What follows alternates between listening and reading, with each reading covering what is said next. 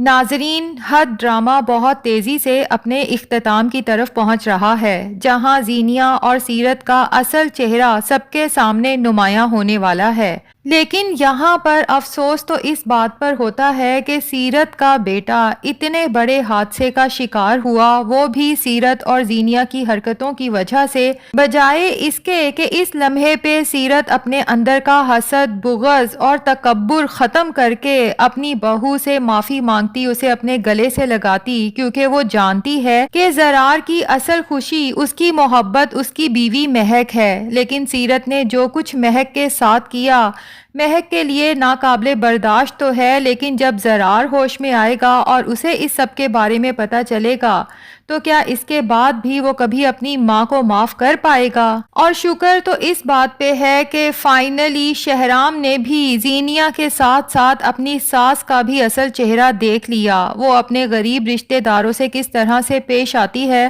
یہی تربیت اس نے اپنی بیٹی زینیہ کی ہے، کیونکہ شہرام نے بارہا زینیہ کو اپنے گھر کی ملازمہ کے ساتھ بدتمیزی سے پیش آتے دیکھا اور ہر بار زینیہ کو سمجھانے کی کوشش کی کہ ٹھیک ہے وہ اپنے مالی حالات کی وجہ سے ہمارے گھر میں ہیلپر ہے، لیکن اس کا مطلب یہ نہیں کہ ہم اس کی عزت نفس کو مجروح کریں۔ بہرحال اب شہرام کو آئیڈیا ہو چکا ہے کہ زینیہ کی پرورش جس عورت نے کی ہے، جب وہ عورت خود ہی ٹھیک نہیں ہے تو زینیہ سے کیا امید لگائی جا سکتی ہے۔ لیکن شہرام کے دل سے یہ بات نکل ہی نہیں رہی کہ فریال جیسی ٹیلنٹڈ اور بولڈ لڑکی کو جس طرح سے سیرت نے تماچا مارا اور وہ خاموشی سے سب برداشت کر گئی۔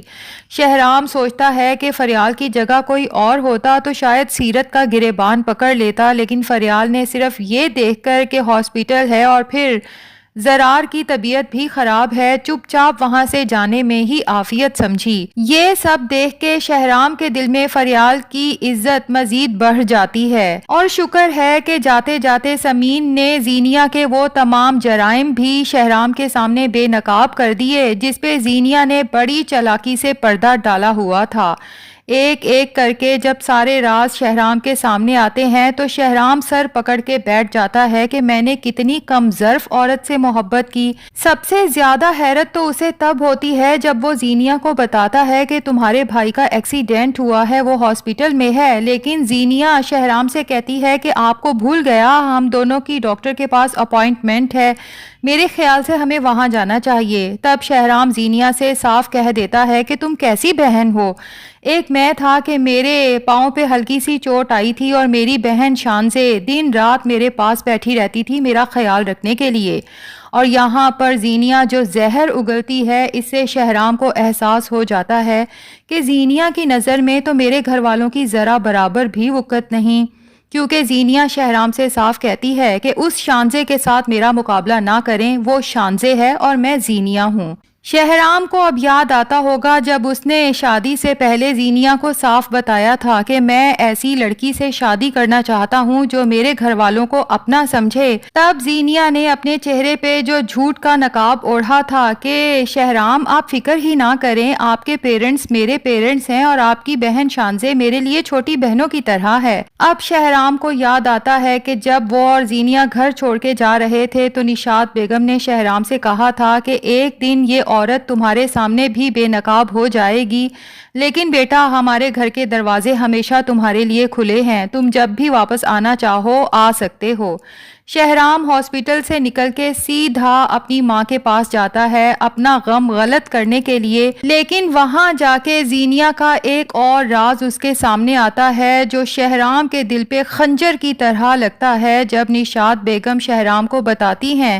کہ وہ گائناکولوجسٹ کے پاس گئی تھی اور انہوں نے مجھے بتایا کہ زینیہ ایکسپیکٹ کر رہی تھی اور ڈاکٹر نے اسے خود چیک اپ کیا تھا، میڈیسن دی تھی، لیکن کچھ عرصے بعد آ کے زینیہ نے کہا کہ اس کا مس کیریج ہو گیا ہے، جبکہ اس ڈاکٹر کو یہ یقین نہیں آ رہا کیونکہ اسے لگتا ہے کہ زینیہ نے جان بوجھ کے اپنی DNC کروائی ہے۔ شہرام کے تو قدموں تلے سے جیسے یہ سب سننے کے بعد زمین ہی نکل جاتی ہے،